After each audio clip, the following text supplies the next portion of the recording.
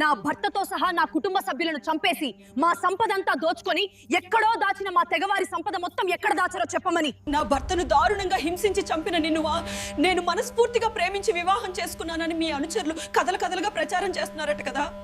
ఏ స్త్రీ ఇష్టపడదని, వివాహం అంతకంటే చేసుకోదని, ప్రాణాలైనా అర్పిస్తుందిరా. కానీ అలాంటి వాడితో పడుకోదని కూడా తెలియని మూర్ఖులు కూడా ప్రపంచంలో ఉంటారని ఇప్పుడు నాకు తెలుస్తుందిరా. మీ మదర్సా మూర్ఖులకు తప్ప అందరికి తెలుస్తుంది. మీరు చేసిన ఈ పాపం నిజంగా ఎవరైనా సృష్టికర్త ఉంటే మీలాంటి వారిని వదిలిపెట్టడరా.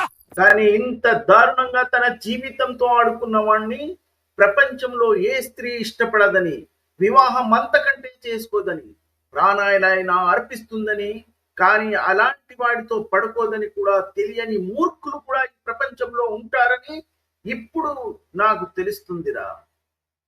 మీ మదర్సా మూర్ఖులకు తప్ప అందరికీ ఇది తెలుస్తుంది. మీరు చేసిన పాపం నిజంగా ఎవరైనా సృష్టికర్త ఉంటే మీలాంటి వారిని వదిలిపెట్టడురా.